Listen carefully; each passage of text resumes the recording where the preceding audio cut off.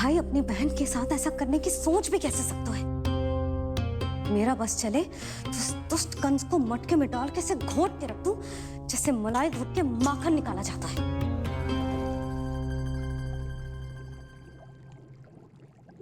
ना, माखन ना, जे कंस तो कीड़ा है। इसे तो पटक पटक के ऐसे मारना चाहिए जैसे कीड़ा निकालने के लिए धान के गट्ठर को पटका जाता है।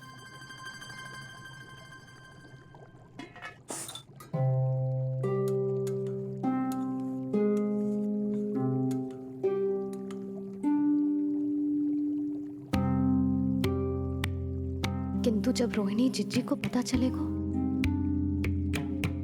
तो वो तो अपने आप को ही दोष देंगे, क्योंकि बालक ना होने के कारण उन्होंने ही वसुदेव जी को राजकुमारी देवकी के साथ दूसरा विवाह करने पर विवश किया था। हे ईश्वर, जिस सुख के लिए रोहिणी जिज्जी ने पत्नी जीवन का सबसे बड़ा त्याग किया था, जब उन्हें पता चलेगा कि वही सुख उस क्रूर कंस ने छीन के मटिया मेट कर दिया है, तो कितना कष्ट पहुंचेगा।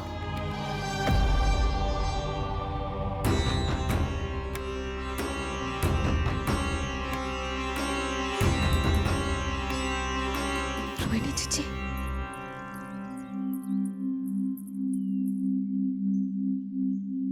गोप नरेश, कृपया मुझे अपने भैया के पास ले चलिए। संकट के समय मुझे उनके साथ होना चाहिए।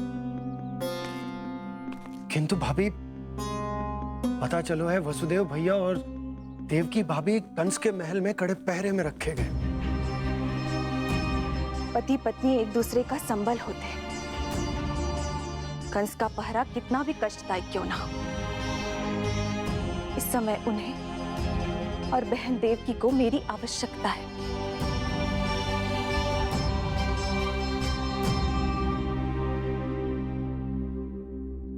ये मेरी विवशता है कि यादव कुलदीपक होकर भी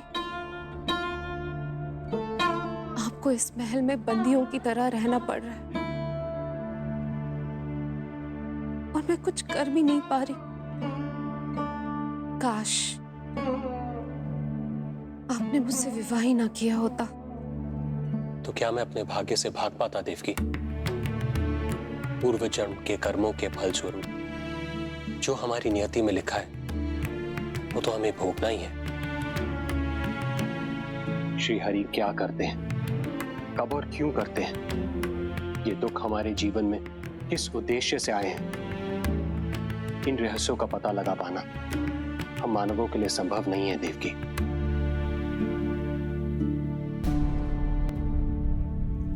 तो फिर चलिए यहां से भाग चलते हैं, कहीं ऐसे स्थान पर जहां भैया की छाया भी हम पर ना पड़ सके। नहीं प्रिय, कंस के गुप्तचरों की दृष्टि हम पर अवश्य होगी, और मैं ऐसा कोई कार्य नहीं कर सकता जिससे तुम्हारे जीवन पर कोई संकट आए।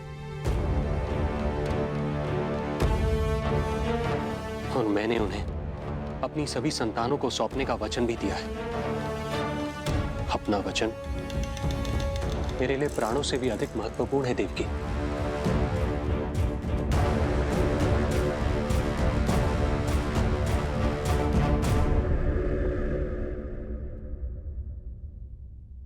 राजन, राजकुमारी, गोकुल से रानी रोहिणी और गोपराज नंद पधारे हैं।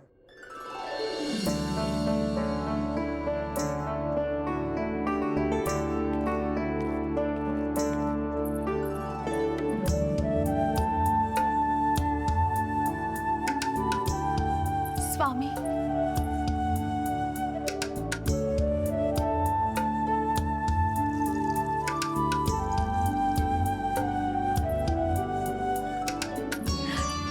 बहन, दीदी,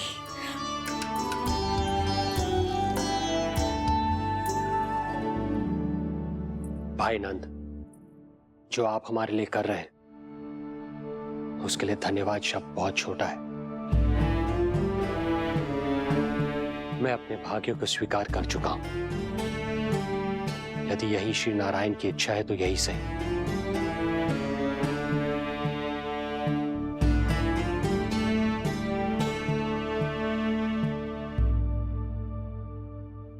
भाई नंद, इस समय मथुरा का वातावरण अनुकूल नहीं है, आपको जाना चाहिए।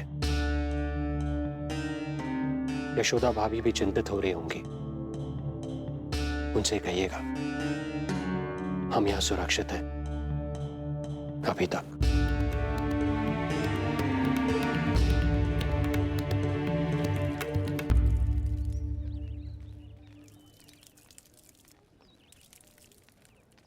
वसुदेव भैया का भाग्य पर भरोसा देख वे अपनी संतानों को कंस को अवश्य सौंपेंगे। हे ईश्वर, इतना कठोर वचन, जब इसे निभाने का कठिन समय आएगा तो कैसा अनुभव करेंगे वे? उनका हृदय तो चकनाचूर हो जाएगा।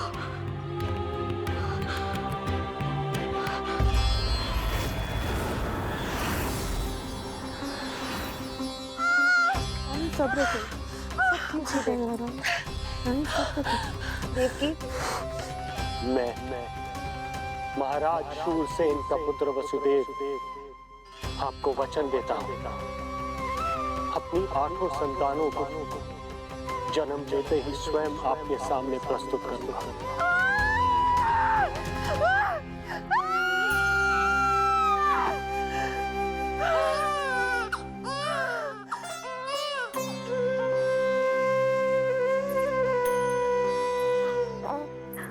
बधाई हो स्वामी, आपको पुत्र रत्न प्राप्त हुआ है।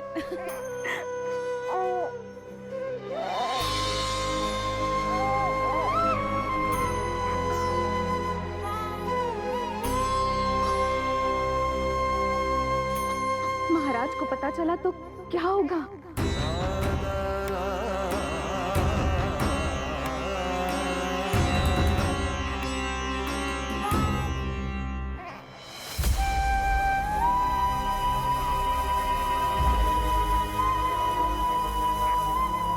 अपने पुत्र को इन हाथों में थामना।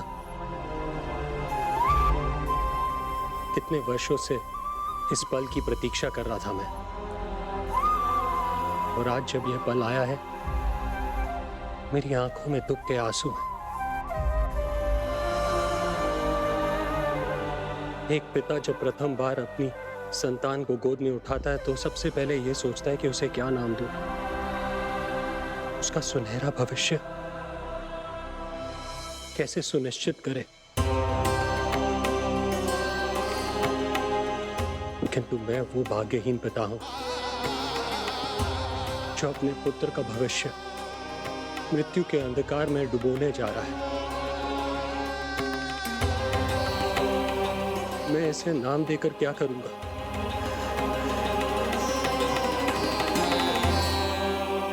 क्या आपके वचन का महत्व आपके पुत्र के प्राणों से अधिक है स्वामी?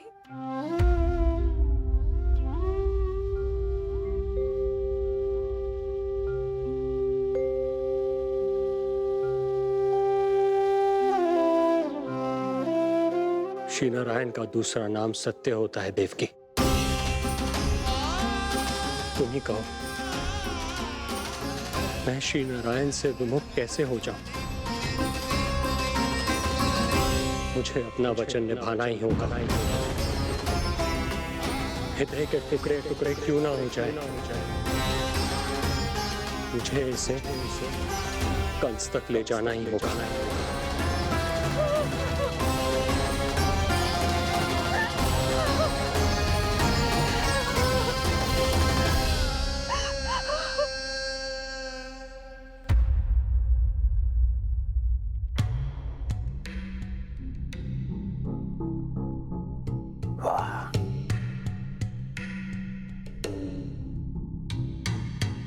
इतना स्वादिष्ट भोजन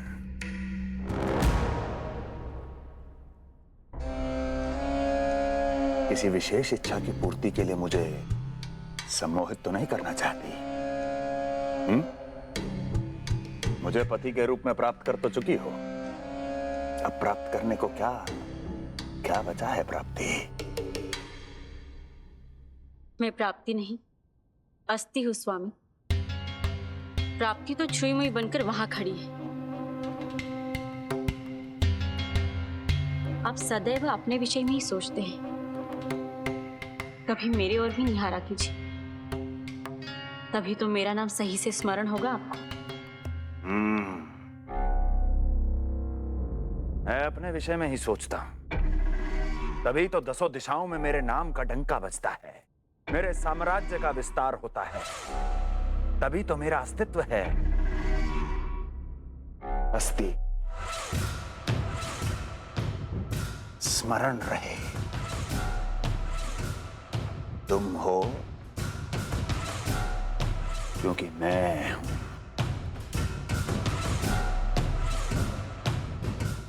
वन में यदि सिंह न हो तो उसके आश्रिति पर गीदड़ भी आक्रमण कर देते हैं। सिंह कभी अपने शत्रु को एक क्षण भी जीवित नहीं छोड़ता महाराज। आपने तो छोड़ दिया देवकी को।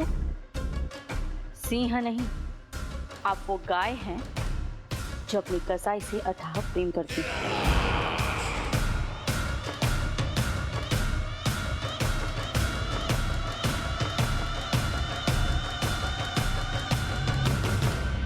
सभी संतानों को जन्म लेते ही मेरे पास लेकर आएगा, ये वचन दिया है वसुदेव ने मुझे। तो फिर आया क्यों नहीं महाराज? प्रथम शिशु का जन्म तो हो चुका है।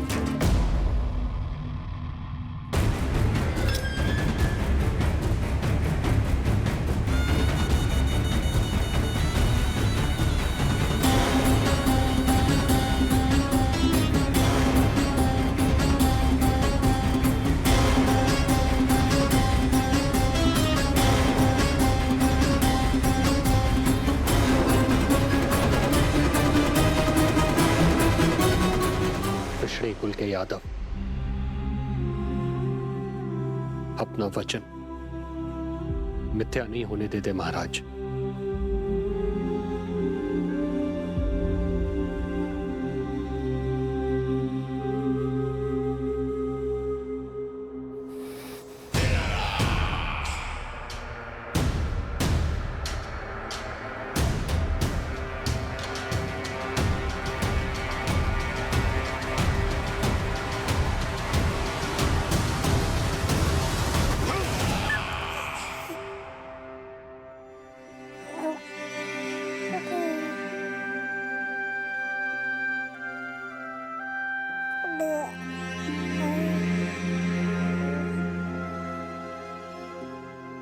ये देवकी का पुत्र है, मेरी बहन जो मुझे प्रिय हुआ करती थी, उसका प्रथम पुत्र है ये, मेरा प्रथम भांजा।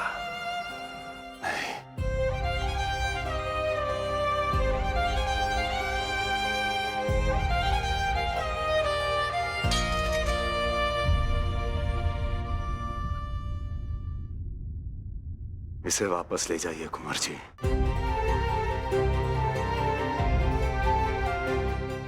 देवकी की प्रथम संतान से मुझे कोई संकट नहीं।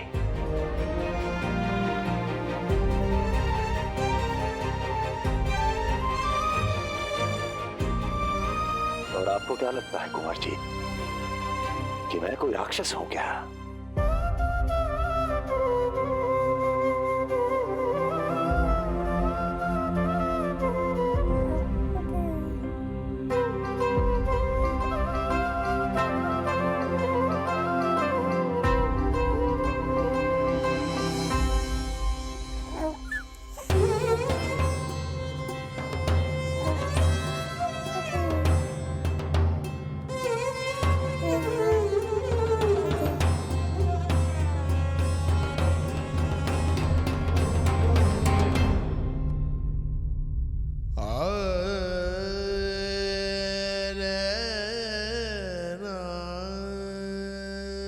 अपनी गोद पे भी नहीं उठा पाई थी दीदी।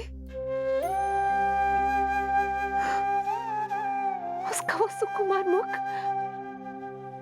मेरी स्मृति से जा ही नहीं रहा। वो मधुर रुदन अभी तक मेरे कानों में गूंज रहा है। मैं तुम्हारी पीड़ा का अनुमान लगा सकती हूँ देवकी।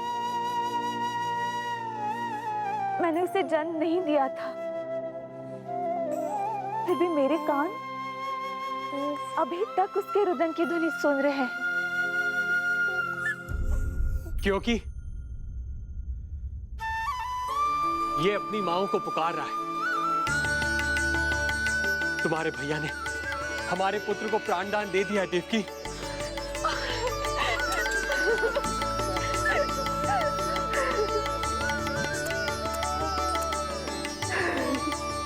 स्वामी, अब अपने पुत्र का नामकरण कीजिए। इसे ऐसा नाम दीजिए कि इसका भविष्य यश और कीर्ति से परिपूर्ण हो। कीर्तिमान। कीर्तिमान होगा इसका नाम।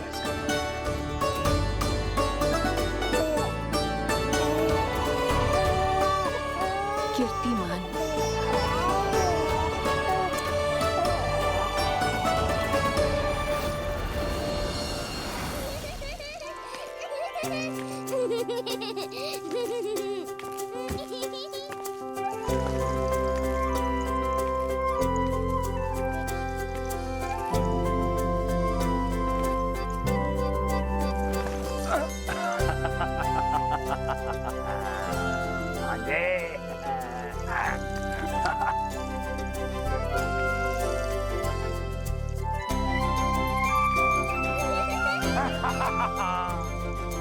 भांजे, भांजे, मामा से बचना असंभव है। मामा जी, आपकी भुजाओं में कितना बल है, मुझे पीड़ा हो रही है। मेरा दूसरा हाथ पकड़ लीजिए। तुझे पीड़ा हो रही है? ये ले।